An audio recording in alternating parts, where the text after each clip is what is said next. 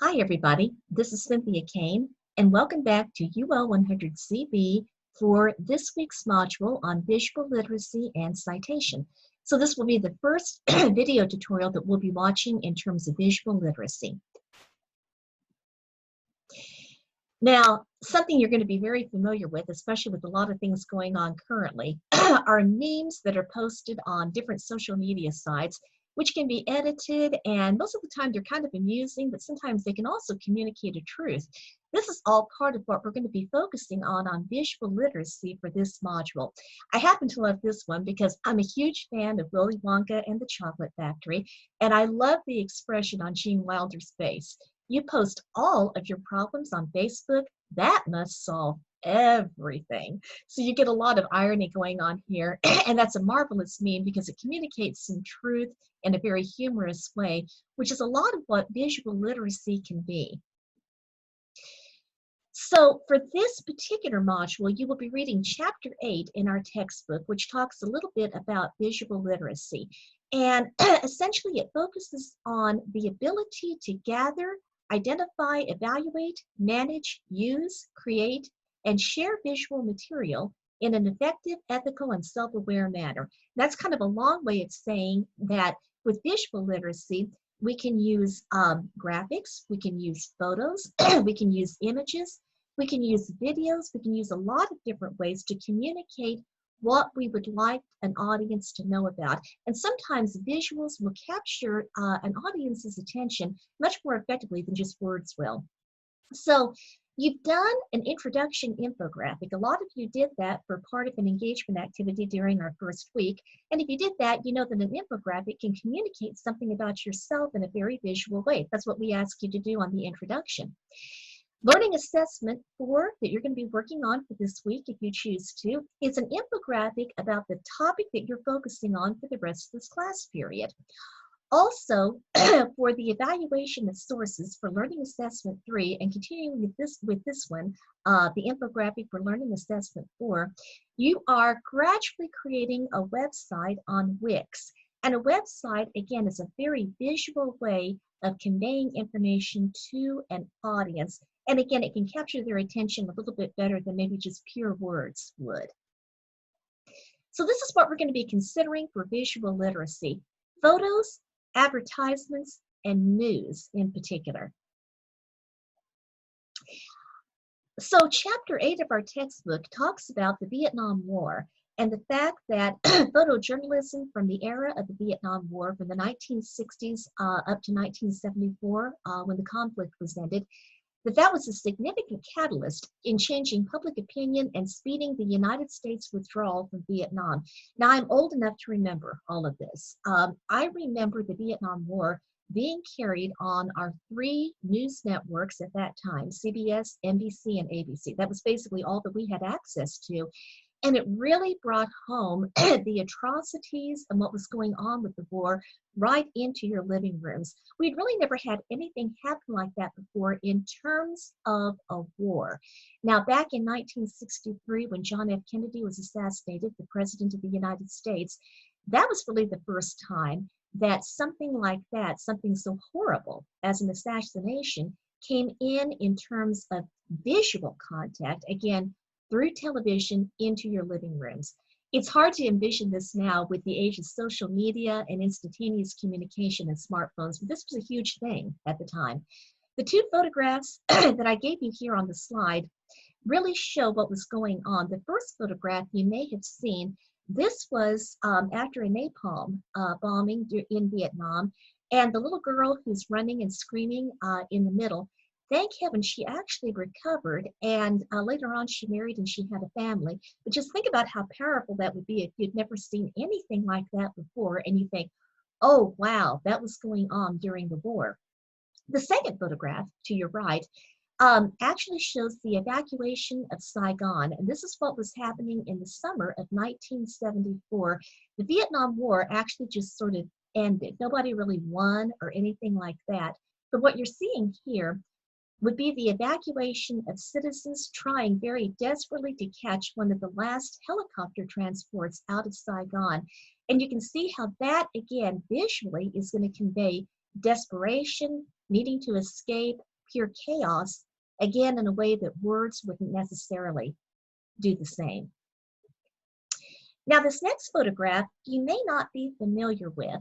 This was actually at Kent State University in Ohio in 1970. And what happened with that was that the National Guard actually was on the campus at Kent State University, and through a very, very tragic series of misunderstandings, they wound up firing at a crowd of college students. Again, total misunderstanding, I think, on both sides, but 4 people were killed, including at least 3 college students. You can see on this photo, this girl kneeling on the ground, screaming. People are running in the background. They're passing by. They just don't quite know what's going on. And then you see someone lying dead on the ground. Again, think about this in terms of visual literacy. What does that convey to you? What does that communicate? Again, chaos, fear, uncertainty, probably a lot of confusion, a lot of things, again, that words wouldn't necessarily communicate that effectively. Now, we go on to something a little bit more entertaining. I love this photo montage of Kim Kardashian because this is another example of visual literacy, because visual literacy can also have to do with pressures that we might feel upon ourselves as a society on the way that we should look physically. And I rather like some of these before and after photos of plastic surgery, because again, that's part of visual literacy. Do we feel like we need to look a certain way? Do we feel like we need to reshape our bodies? Do we need to wear makeup? Do we need to wear our hair a certain way? What does that convey? What does that communicate? Visual literacy, again. Some of you may be familiar with this. I'm going to leave you this YouTube video. You might remember from several years ago, there was a big thing going around Facebook and Twitter and other social media sites about the dress that was either gold and white or blue and black. What color is that dress? I'm going to share one of our screens over here.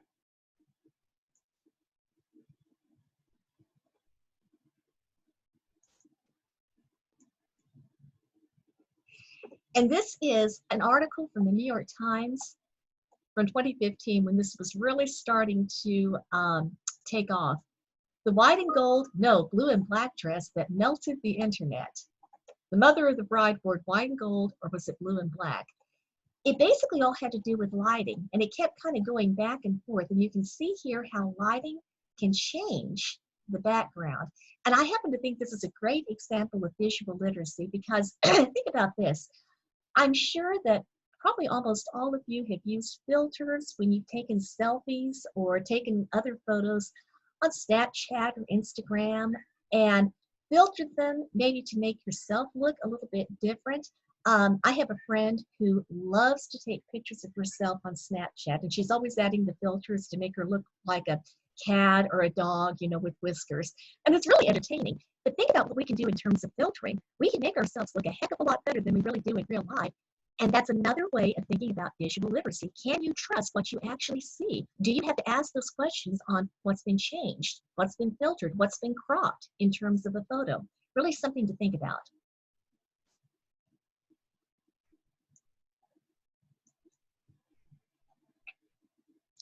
I'm going to switch back over in just a second for another example of how visual literacy can really affect the way that we see ourselves and how we think we should be, or how someone else thinks that we should look.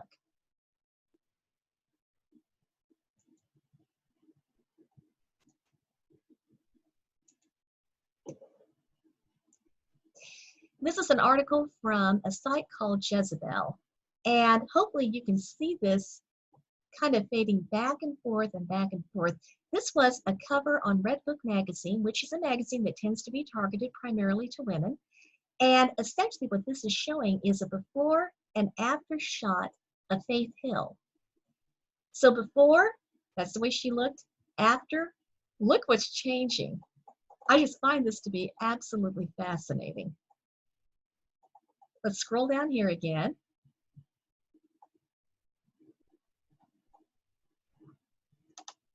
And again, look what's changing.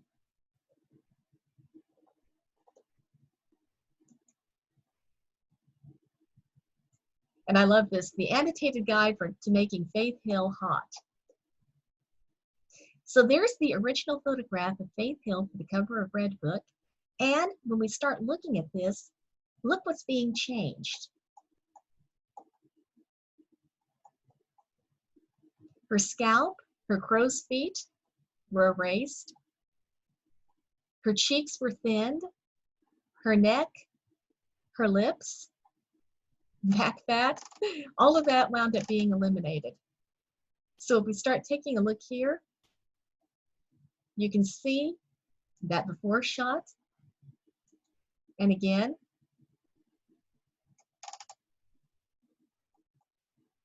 look how that's moving back and forth. And I think that's a really good illustration about how Photoshop can actually distort the way that we see ourselves or the way that we think that we should look. Again, all related to visual literacy. Can we trust what we actually see?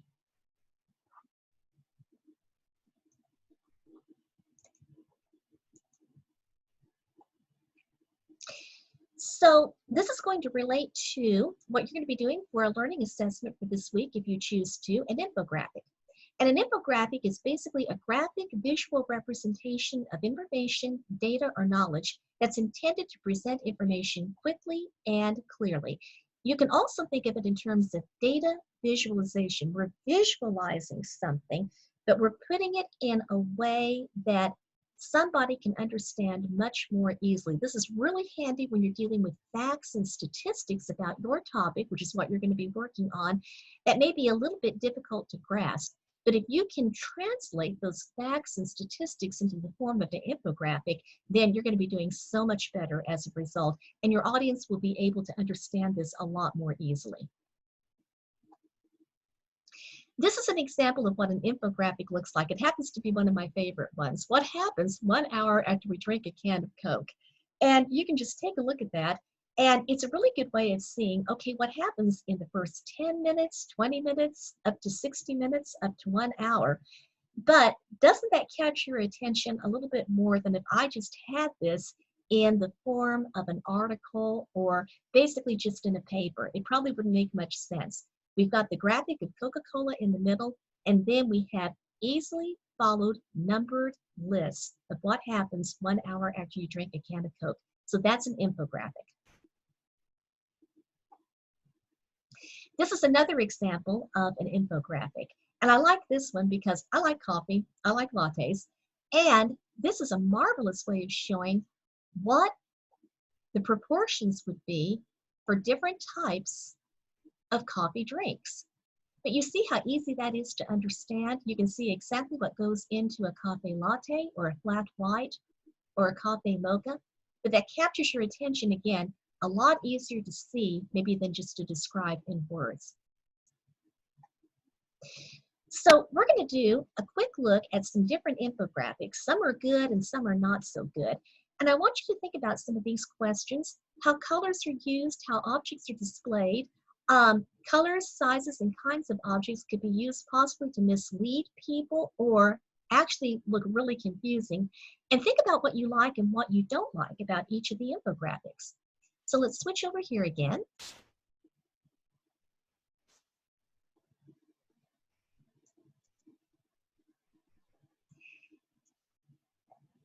And what I'm going to do over here is show you, first of all, I happen to love this title, Infographics Gone Bad.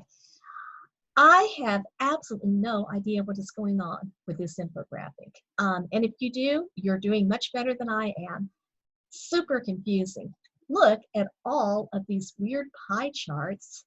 Look at all of these weird colors. I guess it's supposed to be describing something in terms of statistics, but this is what you don't want to do with your infographic learning assessment. You don't want to overwhelm the audience with so many confusing graphics and so many confusing colors that they have no idea what you're talking about. So this is not a good infographic. However, we'll go down here.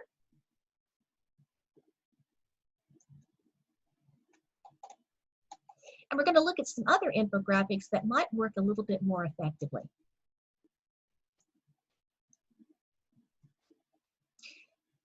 I'll make that a little bit bigger here. So this is an infographic titled 5 Tips to Keep Your Chin Up.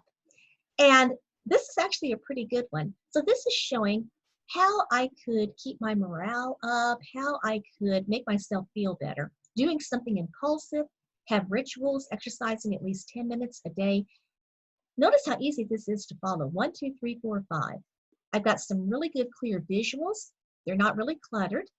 I have little arrows that are leading from one point to another, and that can be helpful as well. And I don't have a lot of text on the screen. You don't want to have a lot of text on your infographic. You want something that's going to capture somebody's attention. So again, this is what you're going to be doing when you create your infographic about your topic, thinking about facts, thinking about areas that you want people to know about, but how are you going to do it in a way that will capture their attention? So that's actually a really good one.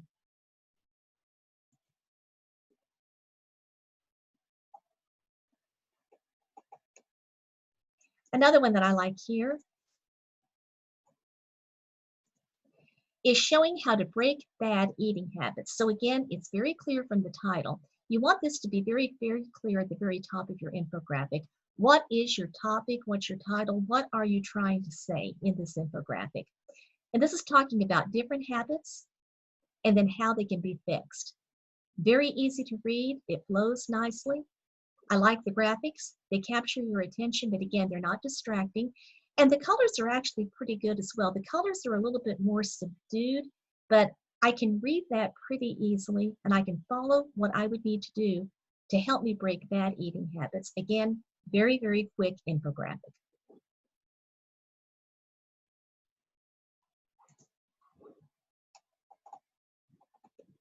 One more that we'll look at.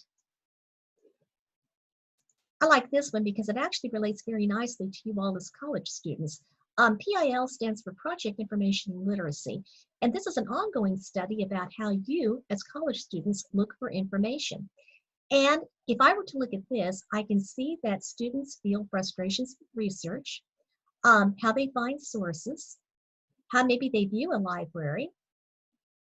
What they're saying, it looks like 66% of those that were surveyed in this area say that defining a topic is most difficult. You can probably identify with that.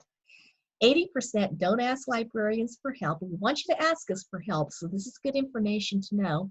And 82% of those that were surveyed in this area go to Wikipedia to obtain background information. Very easy to read and communicates different facts about how college students seek information. So again, I would say that this is a good infographic.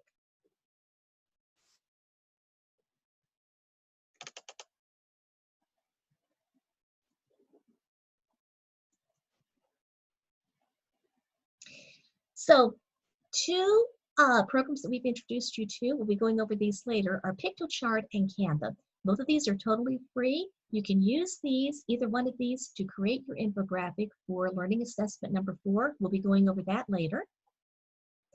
And now that you've finished this one, you're ready to move on to our citation video tutorial. This one relates to another learning assessment that you could choose to do for this week. We also have a tutorial that is focusing a little bit more on how to use Wix to build your website, because your infographic for learning assessment number 4 will actually be part of your website. We're going to show you how to do that. And finally, as always, we'll have a video tutorial for our engagement activities and for our 2 learning assessments for this week. Good luck.